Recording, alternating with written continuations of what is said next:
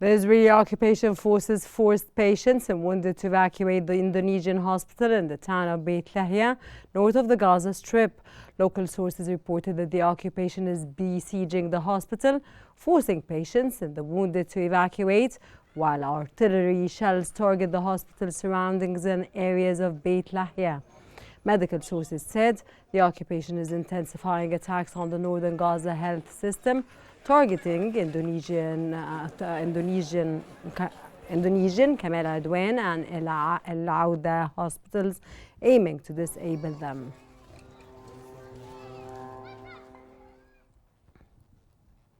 Israeli Prime Minister Benjamin Netanyahu has reaffirmed his government's commitment to tirelessly working to secure the release of all detainees. Facing accusations of obstructing detainee exchange negotiations, Netanyahu said he would not accept a ceasefire without fully dismantling Hamas.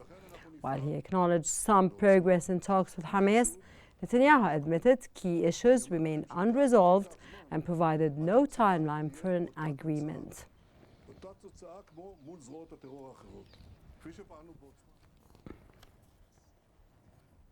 Gaza-based health authorities have confirmed that the Palestinian death toll from the Israeli onslaught since October the 7th has surpassed 45,338, with over 107,764 injured.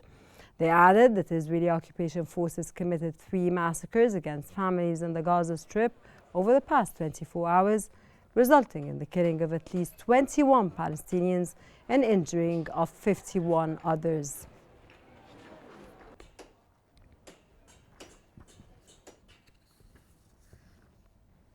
Israeli occupation forces has detained at least 15 Palestinians during a series of raids across the West Bank.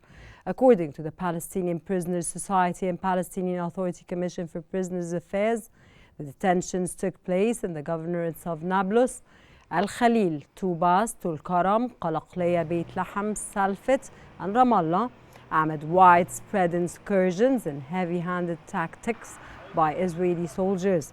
They said that among the detainees was a wounded person who was shot by Israeli forces during a military raid in Balata refugee camp east of Nablus.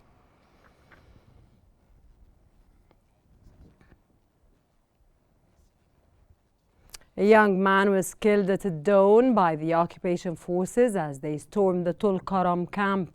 A large force of the occupation army and vehicles, accompanied by 2 heavy bulldozers, stormed Tulkaram city from its western axis and headed towards the camp shortly after Israeli special forces from the occupation army were found in the neighborhood of Al-Hadidiyya amid the intensive fights of drones at a low altitude.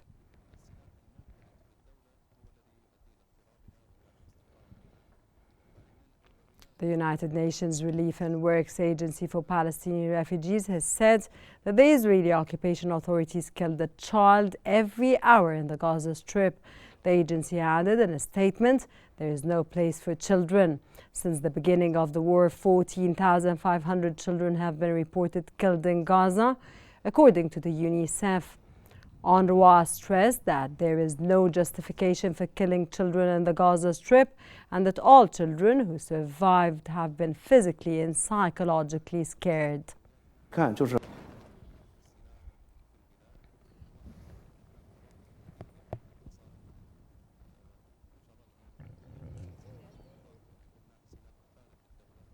The UN Under-Secretary General for Humanitarian Affairs and Emergency Relief Coordinator, Tom Fletcher, has raised alarm over the escalating humanitarian crisis in Gaza, calling it the most dangerous region for aid delivery.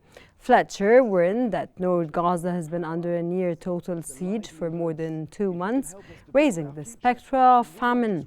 He called on the international community to defend international humanitarian law, demand the protection of the civilians, release all hostages, defend UNRWA's vital work, and break the cycle of violence. Not just a place of despair and misery, despite everything. This is a place of... The UNRWA has said thousands of displaced people queue for food for hours on the end in Khan Yunis, southern Gaza. UNRWA said on X that scarce supplies of many of them leave empty-handed. The agency called for an immediate ceasefire, stating that time is running out, while the needs of the displaced continue to increase quickly and massively.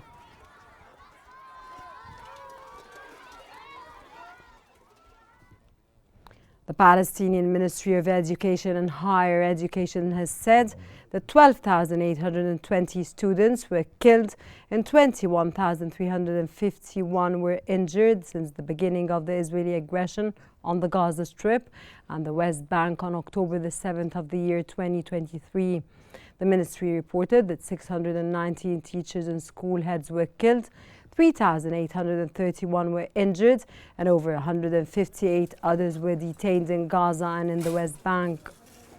In Gaza, 171 government schools were severely damaged, 77 were destroyed, and 191 were bombed, including 65 UNRWA schools.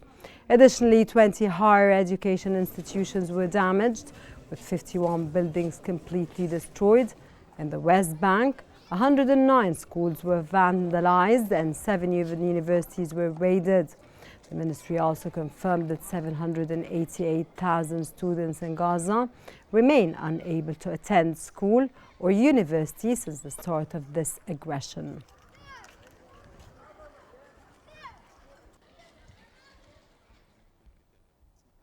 The humanitarian crisis in Gaza intensifies amid ongoing airstrikes, shortages, and escalating violence in the West Bank.